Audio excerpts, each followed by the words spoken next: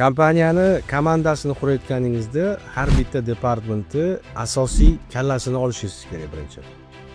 Kallani o'rniga har doim yaxshi menejer tanlash kerak. Bu degani siz intervyu yoki ishga olayotganingizda o'zingizga o'xshagan entuziast odam olishingiz kerak. Sizga o'xshab, plastilinga o'xshab o'zgaradi. Misol uchun siz chap ko'rsangiz, u ham chap ko'radi. Lekin chapga yurayotganda o'z fikrini bildiradi, chunki uni ekspertizasi bor. Bu degani kamida misol uchun 4-5 yillik odamni olib turib, keyingi kadrlarni o'sha odamni ismini, masalan, Huntme'ga post qo'yapsizda, o'sha odam intervyu qiladi o'sha keyingilari. O'shanda o'ziga to'g'ri keladigan odamlarni qiladi va u orqali siz aytasiz, "Men bu bola yaxshi ishlamayapti. Yo o'zi ustida ishlang yoki almashtiring."